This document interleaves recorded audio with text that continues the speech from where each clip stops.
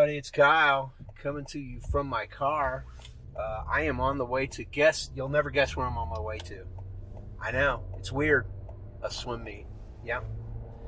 Yeah, pretty small one, but still, it's just kind of end of the workday thing. Got to rush up to this swim meet, and we're getting near the end of the season, but that means there's a lot of these little ones kind of scattered throughout the week, and just a few more weeks, I think, and it'll be done. Hopefully state and all that stuff, and she'll go into that, and hopefully we can go there and watch her swim in state. But yeah, it's been a weird season, especially with the Como, the Invitational being us, we were not allowed to go to that because of our school district or whatever. They didn't want us to go. And it was dangerous, man. I mean, look, better safe than sorry on that stuff. So anyway, all right. Well, that was at the top there you heard, and not very well. I'm trying to figure out what the hell's going on with my wireless Android Auto, but it's taken to skipping all of a sudden. I have no idea why. But that was Agent Orange. That was their version of Somebody to Love, which interestingly, that's the first way I ever heard that song. And I never even heard Jefferson Airplane's version of that song at first. I heard the version you just heard. And I had a copy of an album of theirs. I think it's called When You Least Expect It. And it's just, actually it's not an album, it's an EP. I think there's 4 songs on it. And one of the songs the first song is Somebody to Love. And I had that record when I was a kid. I was really into American hardcore / American punk. You can't really have punk unless it comes from England. So American hardcore is our version of punk from the early 80s. I've talked about it before, the different bands, but Agent Orange was a big one for me. I really love them a lot, and I have made it happen. I have a copy of that record once again. So I found it for pretty reasonable on Discogs, and the guy sent it right away. I got it. It sounds great. Yeah, I love me some Agent Orange. What's going on that's good in my life? Well, I mean, lots, guys. The swim meet thing was great. Last week, my daughter made it to finals, so we went. I went back to watch her on Saturday, and yeah, I mean, look, they made it to finals. That's all that matters. Okay, doesn't matter how well they did. They didn't do all that great, to be honest with you, but that's okay. That's okay. It was her on a team with a bunch of freshmen, and they did the best they could. End of story. Yeah, so that was pretty cool. And then that same night, lots of crazy things happened. First of all, my son went out of town with his girlfriend and her family because they're moving her up to Wisconsin where she's going to college. And she finished in 1.5 years with her associates here at the JUCO here in town. And then she's going to do her last 2 years up at Carroll University up in, I think it's Waukesha, Wisconsin. Not too far from Milwaukee. But yeah, so he went with them to go do that, drop her off, get her moved in her dorm and all that. So Saturday when we were at the finals, we went to the preliminaries on Friday, and then Saturday was the finals. We went to that, and we're sitting there kind of trying to figure out, when is her race? And it was the last race, of course. Last race. And we're sitting there with this other family, and their daughter swims also. She's a freshman at another local high school here in town. And she loves Audrey. They were in Girl Scouts together and stuff, and they all get along really well. But long story short, we're sitting there, and April gets a phone call, and it's our son, Christopher. And he tells her that he was going to spit out the window of the car, and he was trying to spit out fart because he didn't want his girlfriend to be mad because she just got a newer vehicle, which she'll need up there because it's cold as hell up in Wisconsin. And his glasses flew off on the highway, like just flew off his head, and they circled around, they came back, her parents came back, and they were looking all over. They found part of the frames that were just crunched, and then another part that weren't as crunched, and there was a lens next to it, but that was the only lens. The other lens was completely gone. Now, he does not have the best eyesight, I can tell you that, and that's interesting for me to say because my eyesight's horrible, but his is worse. So anyway, needless to say, that wasn't going to work, man. I mean, he would be blind for the next couple days because he wasn't coming back till Monday, and this is Saturday. So we're trying to scramble to figure out what's going to happen, what we can do, and my wife was talking to her parents, and anyway, long story short, they found a place, believe it or not, that were able to cut lenses for him within an hour, and which is wild because, like I said, his prescription's pretty heavy duty. He's got a pretty bad stigmatism, just like I do. But they were able to find a place, and so my wife had to hop in the car with this other family. Their daughter was already done swimming, the Girl Scout was, and she was going to miss Audrey's swim, which that's okay because I was still there and all that. But so she hopped in the car with them and took off and got back to. She went to the eyeglasses place, which, by the way, man, VisionWorks, you guys suck. And they said they didn't have the prescription. She'd been trying to call them to see if they would send the prescription there and all that. They would never answer because it's all robots. And so she actually physically went by there on her way back into town, and they were like, well, even if we did have it, we would have shredded it because we don't keep that on file. Like, what the fuck good is that? I mean, Jesus, just put a freaking a drawer somewhere and file this shit away. If people get glasses there, they have a prescription, they need another prescription in case they have to get glasses. And really, this particular scenario is a prime deal that calls for this to happen. So, regardless, she was sure that she had the prescription at home, and I'm just so thankful she went because, dude, I had to call the cops on me. I'd have been so fucking pissed in that store. Like, what do you mean you're going to shred it? Anyway, so she went back home and dug, and she did find it. She sent it up to them in Wisconsin so they could go to this place and get him some glasses. They got his glasses, and everything was okay. But so there was that. Now, flash forward to that evening. We went to go see Jerry Seinfeld and Jim Gaffigan live, which was awesome. I mean, you know, two of the best comedians out there. I mean, seriously, Jim Gaffigan is so much fun. And Jerry Seinfeld was amazing. He was so hilarious. We loved him.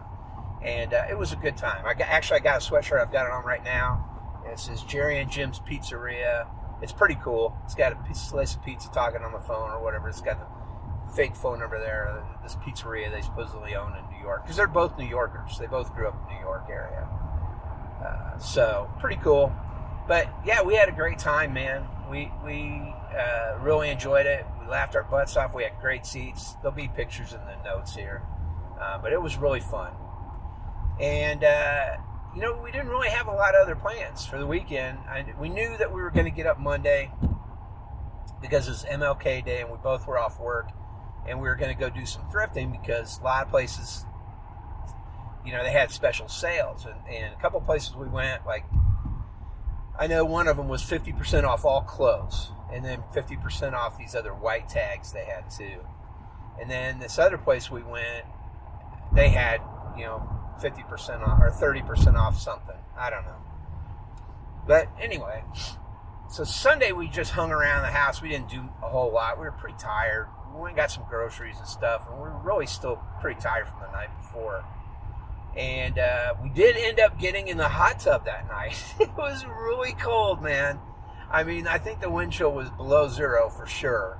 And we did end up braving to go out to the hot tub and check it out because we hadn't done that yet. And, you know, that's kind of the thing. You know, you have a hot tub, you're going to go get in it when it's really freaking cold.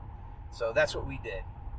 And that was pretty fun. We had a good time out there. And actually, it was interesting because it really was, once you were in there for a while, it didn't really feel all that cold outside. And I think it's your body temperature just coming up to a certain level where it would require you to get cold again in order to be cold. So that was kind of interesting. But yeah, that was fun.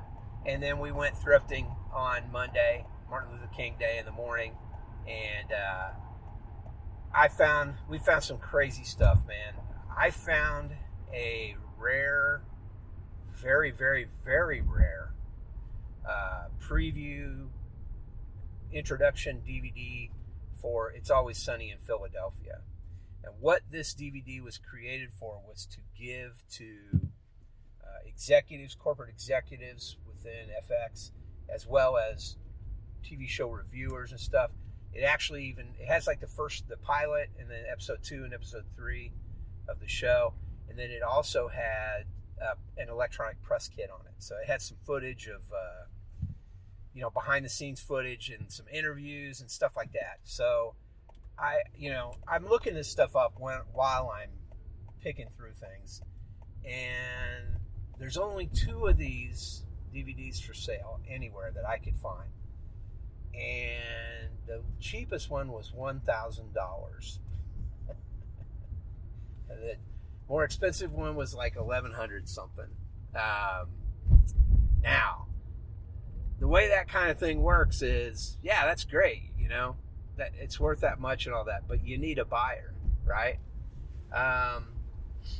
So, I mean, it'd be pretty surprising if you could get that much out of it, but still, I mean, you're going to get something. And it was $1.98 for this disc.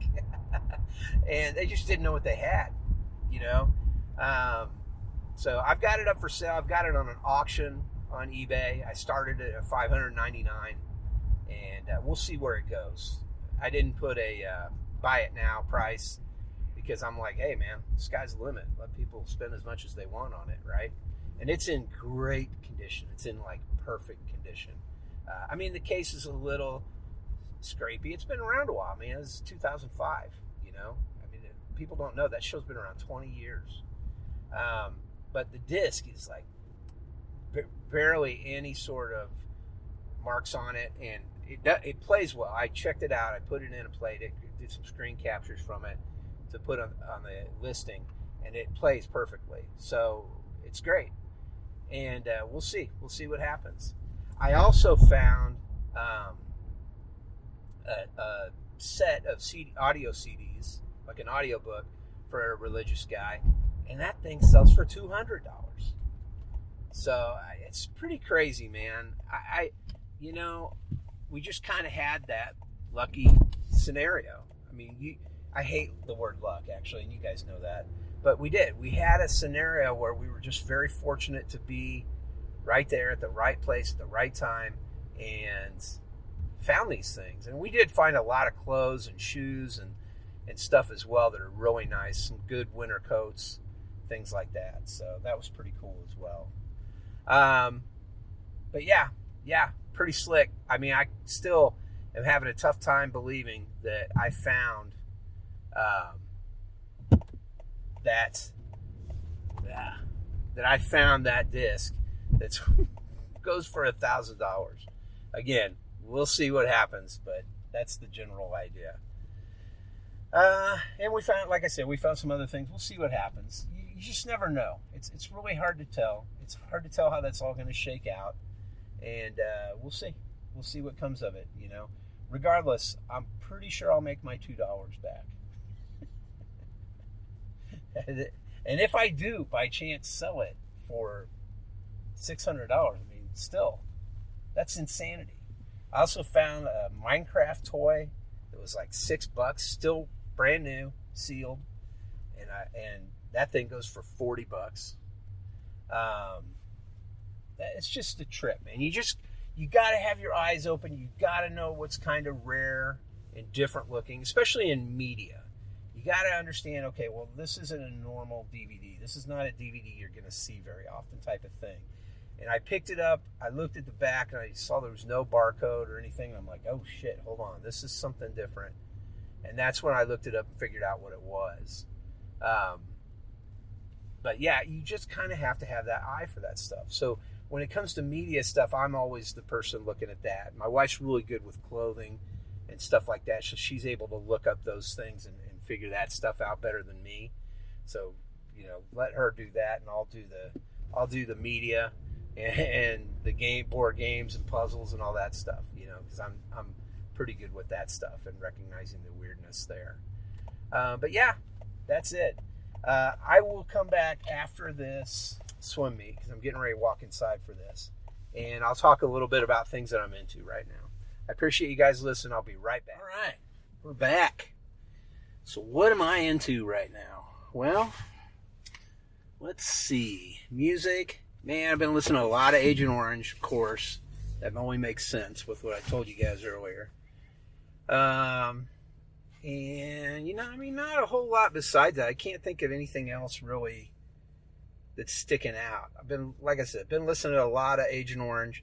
Been listening to some of the Hot August Night albums by Neil Diamond. Not sure if you're familiar with those, but they're pretty solid.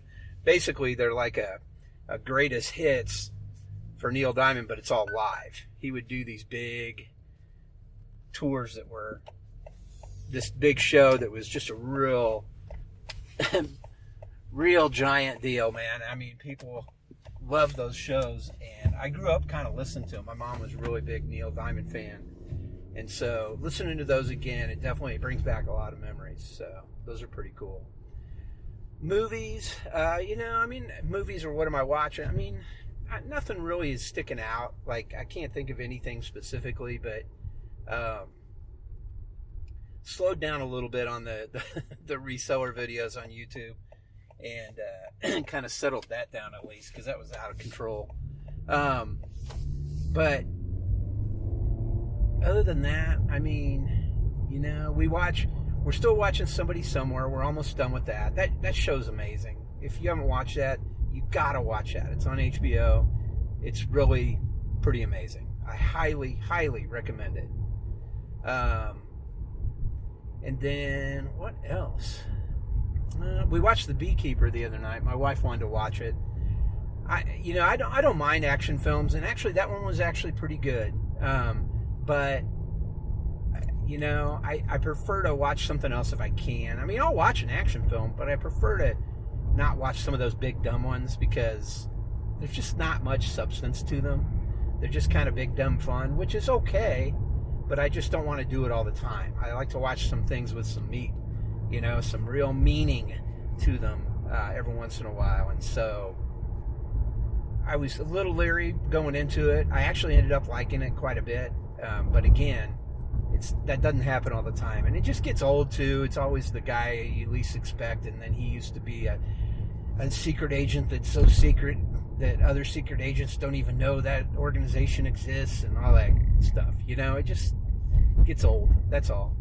And then other than that, not a ton. I've been watching a few things here and there.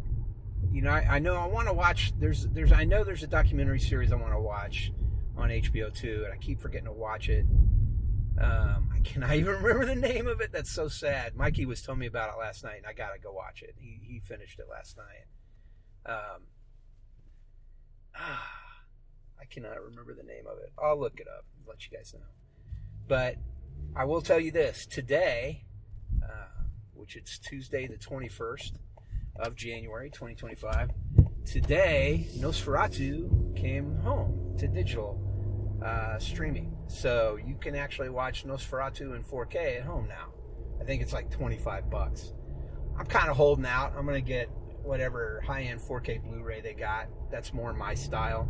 That's more what I'm into. So, I might catch it. I don't know. Nobody else really wants to watch it but me, probably. I know my wife doesn't. But, yeah, still, that's exciting. If you haven't seen it and you like that, you like horror films, then you've got to watch it, man. It's really good. It's really, really, really good. I cannot wait to see it again, actually. But I will for a little while. Let's see. Reading. Not much. I finished up Deviant. I finished up World Tree. I'm waiting for another trade paperback of that. What else was I reading? Oh, there's another one by some of the same people. It's James Tynion, Tynion, Tynion or Tynion. Anyway, he has another one that's out there that has to do with what do you call it? Theories, conspiracy theories. It's good. I've read almost through the first book, and then there is a second book that I'll read as well. But yeah, it's pretty solid. I'm looking forward to reading more of that. Dude, fuck you. God, these people fucking suck out here. I cannot stand people driving, dude. They're just such flaming assholes. It's pretty gross, to be honest with you. And here's the other thing I've noticed too, and I'll get off on this subject just for a minute. Have you noticed no cops don't pull people over anymore? I mean, seriously, it's like if someone's speeding or driving recklessly, they don't pull them over. They just kind of let them go about their business, and they're only really worried about like people out there, driving drunk and shit like that. Yeah, I'm looking at you, dickweed. But it's just amazing to me that cops just don't do anything. They just let fucknuts like this fucking turd next to me in this Japanese Cadillac, aka Lexus, driving around thinking he's hot shit. And the reason I say that, I don't really like Cadillacs. And a Toyota Cadillac is a Lexus. Anyway, it's definitely not a rip on Japanese people. They make great cars. But yeah, I can't stand it, man. I really can't. And really, the biggest problem we have in this area, in the Midwest, are fucking pickup trucks. Oh my God. I'm telling you, it's like a penis supplement for some guys. I swear to God, they go out and they find the biggest fucking pickup truck they can find. And my favorite ones are the guys who have dualies. But, they live in town. And they have trucks with dualies. I mean, you better be pulling a boat, at least, But no, not usually. Not usually. They can't afford a boat, dude, because they bought a pickup that's got dualies. It's just absurd. It really bugs me, but okay, I'll let that go. But anyway, I haven't been reading much else. Those are the ones I kind of been reading. Gaming, nothing at all, really. And podcasts, yeah. I mean, I don't really like those reseller podcasts very much. Those guys are kind of dicks. They kind of go hand in hand with the people that are on there saying, "Oh man, I'm selling this and selling that." And I know I might sound like that a little bit. I don't think that way at all. It's hard to sell stuff on there, man. It's hard to know what to price things at to move them. And I'm figuring all that stuff out. But if you go on YouTube and you start watching, you'll see all these people out there. I made $1,000 today and all that shit. And it's like, some of that doesn't seem entirely believable. I mean, did you get like a $200,000 loan to start your business? And they have like these warehouses full of shit. And I'm like, well, how are you paying for that? Like, granted, I don't want to be in that position. I don't want this to be my life. I'm really just having fun. And, finding the biggest item that I've found so far yesterday was awesome. So I'm excited about it. Will it sell for that much? Probably not. I'm just hoping it'll sell at all, to be honest with you. Because it is a pretty cool thing. And if someone is a big, Always Sunny in Philadelphia fan, that may be something they want to have. So I don't know. We'll see. But yeah, so the reseller podcasts, they're kind of like that, man. I don't know. They're all acting like they're super geniuses at it and all this stuff. And don't get me wrong, man. I respect people who have more experience. They've been doing this longer. I get that stuff. I'm not bashing on that. I understand that. But it's just kind of that cocky attitude of, well, if you're not doing this, you're doing it wrong. And I mean, look, dude, everybody's got to figure shit out, and the thing that really bothers me about most of these people online, especially on YouTube, is you go on there and you ask a question and fucking nobody answers it.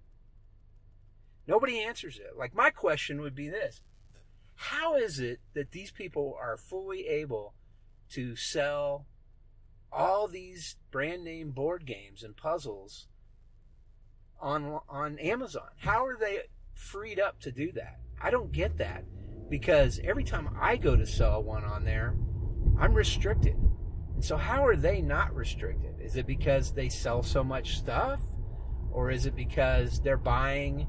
Because what you have to do if you want to get permission to sell those products is you have to present paperwork that shows that you bought 10 or more of that particular product, and that you bought it all at once. It's got an invoice basically that says you purchased this.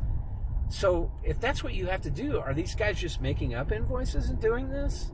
Or how is it that they're able to sell these things? Because, and I even talked to the Amazon people, that are there to help you, that actually work for Amazon. And the guy's like, I said, well, I mean, can I turn in receipts for me buying these things? Because I'm not buying 10 of these at a time, but I mean, I don't have invoices. I'm not buying these by the truckload. Can I turn in a receipt showing that I bought it from a place? And he's like, well, I mean, you can try to do that. Okay, first off, that's not an answer, dude. It should be yes or no. It's not, you can try to do that and you might get away with it. That's the wrong answer on a lot of levels. Number one, you're wasting my time. And number two, I'm wasting people that work for Amazon's time too, if I'm just wasting my time.